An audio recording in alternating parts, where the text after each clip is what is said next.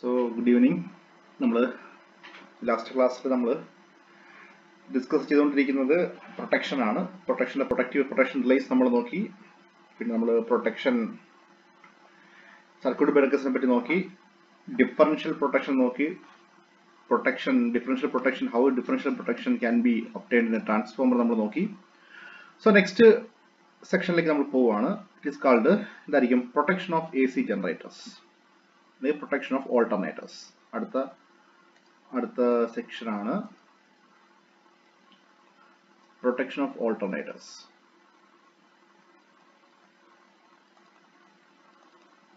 Protection of alternators protection of alternators എന്ന് പറയുമ്പോഴത്തേക്ക് അതിന് പ്രധാനമായിട്ടും രണ്ട് ഫോൾട്ടാണ് ഓൾട്ടർനേറ്റർ വരുന്നത് അല്ലേ? എന്തൊക്കെയാണ് ഓൾട്ടർനേറ്റർ പാർട്സ് ഏതൊക്കെയാണ് വരുന്നത്? ഒന്ന് സ്റ്റേറ്റർ പാർട്ട് ഉണ്ട്, പിന്നെ എന്തായിരിക്കും റോട്ടർ പാർട്ട് ഉണ്ട് അല്ലേ? ഇപ്പൊ രണ്ട് ഫോൾട്ടായിട്ട് നമുക്ക് പറയാം. ഒന്നതായിരിക്കും ഒന്ന് സ്റ്റേറ്റർ ഫോൾട്ട്, പിന്നെ എന്തായിരിക്കും വരിക? Rotor fault. Stator fault and rotor fault.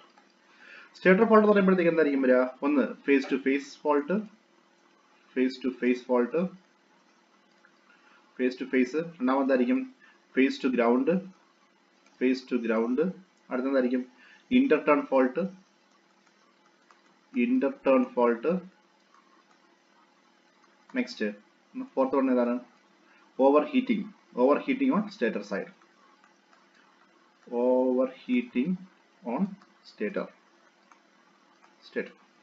Rotor ഫോൾട്ടിനെ പറ്റി പറഞ്ഞാൽ എന്തൊക്കെയായിരിക്കും വരിക? അതുകൊണ്ട് റോട്ടർ എന്ന് പറയുമ്പോഴത്തേക്ക് എന്താ ഫസ്റ്റ് ഫോൾട്ട് ഏതായിരിക്കും? Field ground fault. Second one excitation failure. Third one unbalanced current.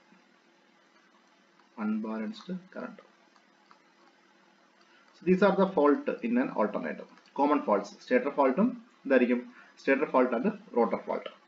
അപ്പോൾ നമുക്ക് ഇതിനകത്ത് ഓരോ ഫോൾട്ടിനെ പറ്റി നമുക്ക് ഡിസ്കസ് ചെയ്യാം. ഇത് കൂടാതെ തന്നെ ഇപ്പൊ ഈ ഫോൾട്ടിനെ കൂടാതെ തന്നെ മിസലേനിയസ് ഫോൾട്ട് എന്ന് പറഞ്ഞ് നമുക്ക് ഒരു ഡെഫിനിഷൻ കൂടെ കൊടുക്കാം അവരല്ലേ? ഏതൊക്കെയായിരിക്കും miscellaneous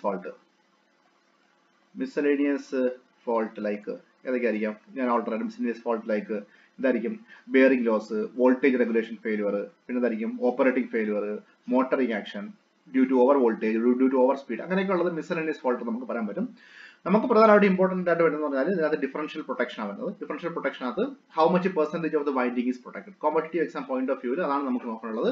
how much percentage of the winding is protected by using differential protection in an alternator. ഇതാണ് നമുക്ക് കോമ്പറ്റീവ് എക്സാം പോയിന്റ് ഓഫ് വ്യൂവിൽ നമുക്ക് ഇമ്പോർട്ടന്റ് അതാണ്. നമുക്ക് ഇനി അടുത്ത നമുക്ക് കുറച്ച് കാര്യത്തിലേക്ക് പോവാം. സ്റ്റേറ്റർ ഫോൾട്ട് നമ്മൾ പറയുകയാണ്. First case stator fault. Stator ഫോൾട്ടിൽ തന്നെ ഫസ്റ്റ് നമ്മൾ പറഞ്ഞ എന്തായിരിക്കും? ഫേസ് ടു ഫേസ് ഫോൾട്ട് അല്ലേ? Phase to phase fault. ആ ഫേസ് ടു ഫേസ് ഫോൾട്ടിനെ ഡിറ്റക്ട് ചെയ്യാൻ വേണ്ടി ഉപയോഗിക്കുന്നത് ഏതായിരിക്കും? പ്രൊട്ടക്ട് ചെയ്യാൻ, അല്ലെങ്കിൽ നമുക്ക് എന്തായിരിക്കും for protection against phase to fault we have to use എന്തായിരിക്കും? Differential relay. This relay offers how much? 100% protection.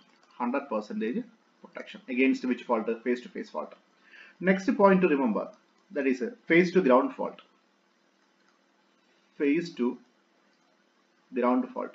If face to ground fault we can use differential relay. But the problem is that the protection offered by the differential relay for face-to-face fault condition is only 80 to 85% protection only. Only 80 to 85% of 80 to 85% of winding protection only. അപ്പോൾ ബാക്കി 15% എന്തായിരിക്കും? 50% of the winding എന്തായിരിക്കും? Unprotected ആയിരിക്കും. So face to ground ഫോൾട്ടിന് വേണ്ടിയിട്ട് നമ്മൾ differential relay നമ്മൾ use ചെയ്ത് കഴിഞ്ഞാൽ ഡിഫറൻഷ്യലിനെ പ്രൊട്ടക്ട് ചെയ്യും. എത്ര ആയിരിക്കും? 80 to 80% ഓഫ് ദ വൈൻഡിങ് മാത്രമേ ഡിഫറൻഷ്യലിനെ പ്രൊട്ടക്ട് ചെയ്തുള്ളൂ. പക്ഷേ എന്ത് ചെയ്യുന്നുണ്ട്? ബാക്കി 15% എന്തായിരിക്കും? 15% ഈസ് അൺപ്രൊട്ടക്റ്റഡ്, അല്ലെങ്കിൽ 15 to 20% is unprotected. Why it is unprotected? Because of എന്തായിരിക്കും? Because of neutral grounding impedance effect. Neutral grounding impedance effect. Important point ആണത്, ഓർത്ത് വയ്ക്കുക. Neutral grounding impedance effect. Because of the neutral grounding impedance effect. So it's an important point to remember. ഓർത്ത് വയ്ക്കുക. എന്തായിരിക്കും? Because of neutral grounding impedance effect. That is why only 50 to 20% of the winding, sorry, that is why 80 to 80% of the winding is protected if we are using differential relay, and out of this 80 to 85% എന്തായിരിക്കും 15 to 20% unprotected ആയിരിക്കും. അപ്പം total പ്രൊട്ടക്ഷന്റെ 85% മാത്രമേ differential relay protect ചെയ്യുന്നുള്ളൂ.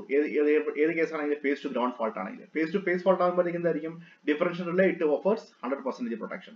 But if in phase to ground fault the differential relay it offers only 80 to 85% of winding protection.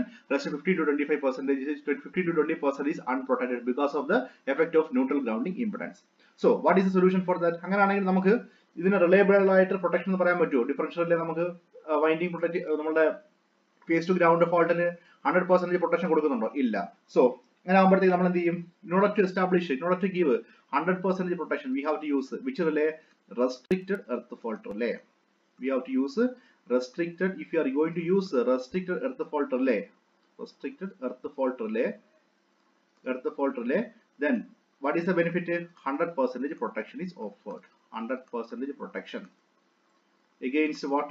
Protection against എന്തായിരിക്കും? Phase to ground faults. Phase to ground fault. Important point to remember: differential relay it offers 100% protection under face to face fault. Differential relay it will offers 80 to 85% winding protection under face to ground fault, and the rest 15 to 20% is unprotected if you are going to use the differential relay because of the neutral grounding impedance effect. So in order to increase the reliability of protection, that restricted earth fault relay can be used. It offers 100% protection against face to ground faults. അത് ഓർത്ത് വയ്ക്കുക. അടുത്ത point remember, interturn faults.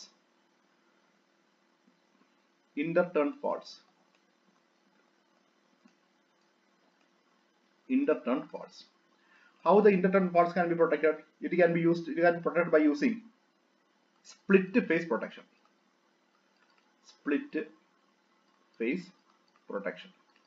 ഓർത്ത് വയ്ക്കുക. ഇത് objective ടൈപ്പിൽ ചോദിക്കുന്ന question ആണ്. Interturn fault can be protected by using split phase protection. അപ്പോൾ ഇതാണ് നമ്മളുടെ ഫോൾട്സിനെ പറ്റി നമുക്ക് പ്രധാനമായിട്ട് സ്റ്റേറ്റർ ഫോൾട്സിനെ പറ്റി നമുക്ക് പ്രധാനമായിട്ട് നമുക്ക് വേണ്ടുള്ളത്.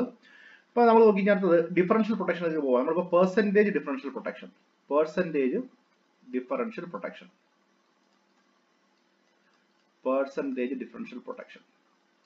First point, if for alternators capacity above 1 megawatt and above, we are using differential relay is used.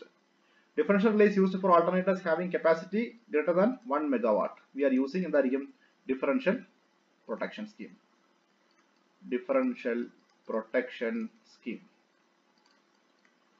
അപ്പോൾ ഇതിനകത്ത് നമുക്ക് എങ്ങനെ ക്വസ്റ്റ്യൻ വരും നമുക്ക് നോക്കാം. ഫോർ എക്സാമ്പിൾ ഒരു ക്വസ്റ്റ്യൻ ഞാൻ ഇപ്പോൾ എഴുതാണ്.